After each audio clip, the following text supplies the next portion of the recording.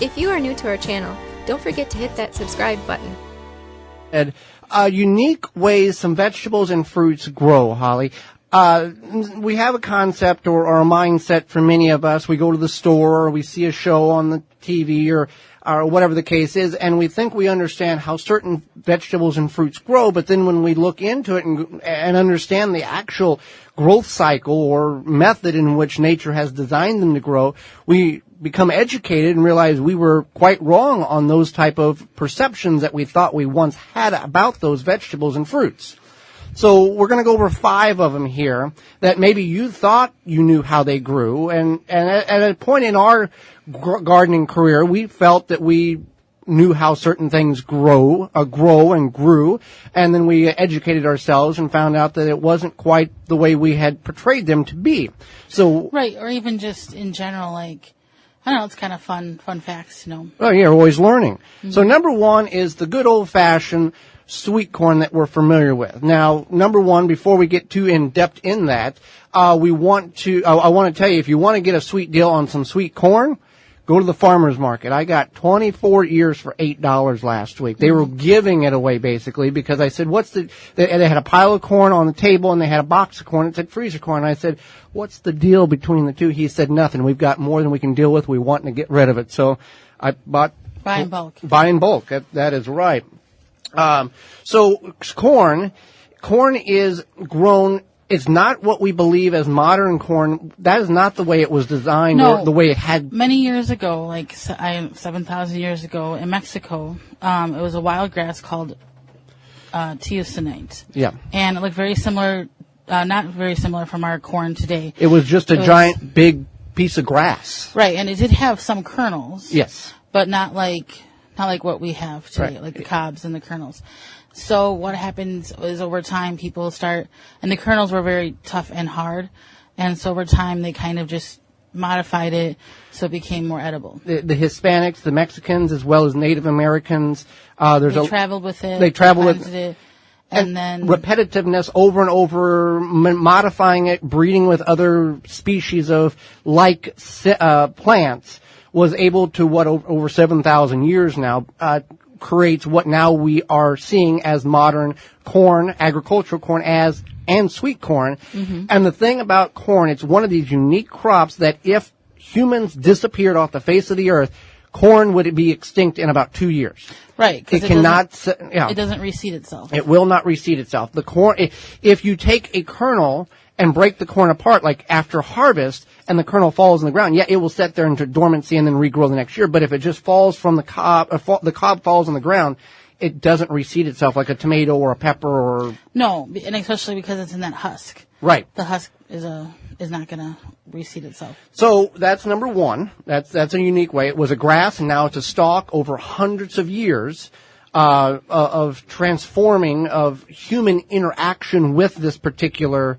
species of vegetable.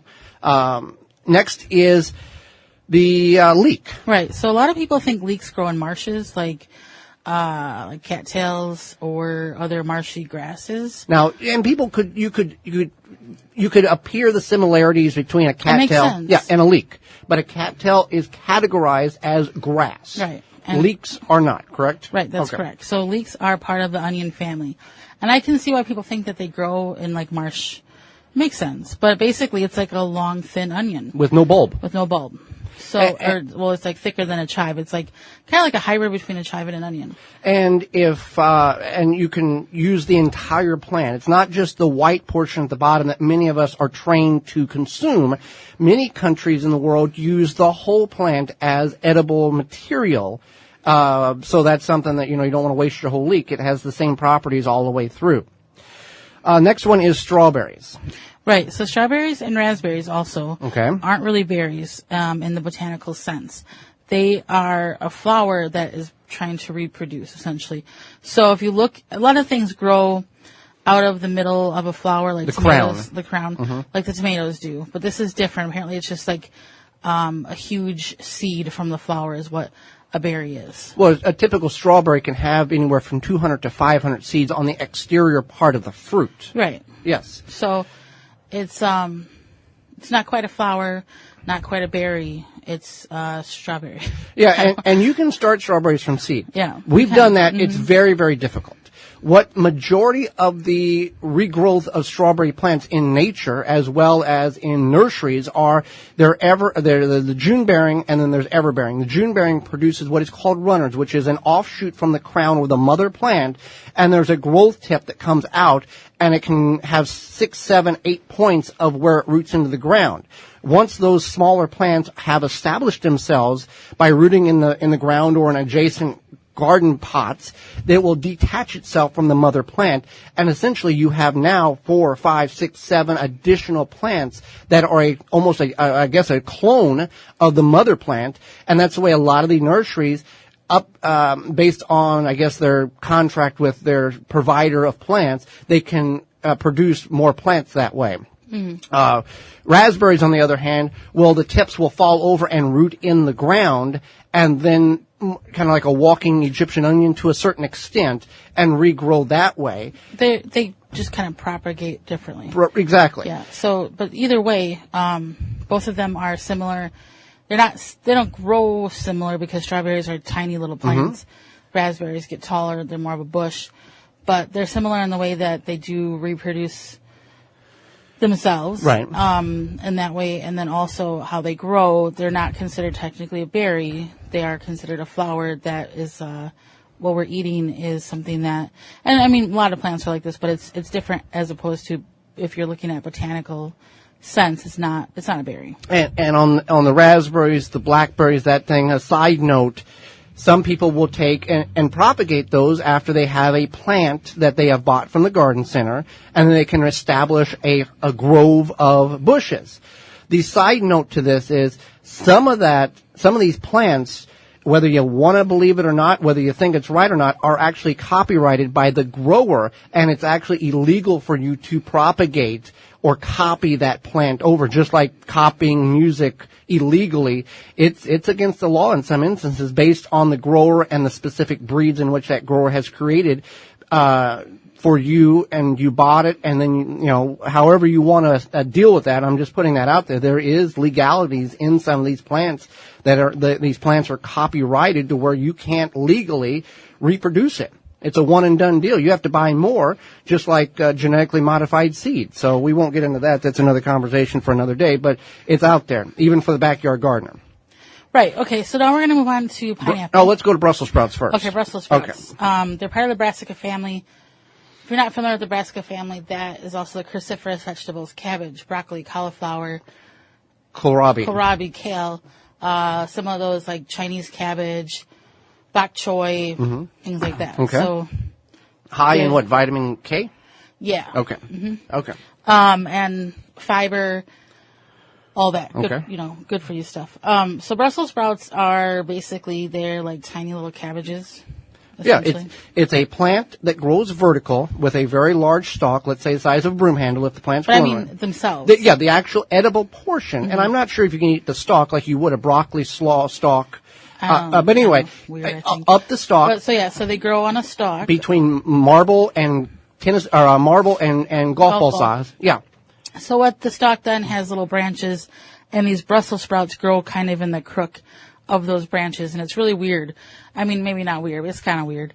Unusual compared to other things we're used to seeing. Like, if you've never seen them, I would definitely look that up because it's just kind of different. It's cool. So they start off as these little, like, tiny marble pea type things, and then they grow into Brussels sprouts. And they can sustain a lot of cold temperatures, and we've got a video coming out on the website tomorrow and all the social media platforms where we top the Brussels sprout off in order to encourage the sprout development rather than vertical continual growth on the plant.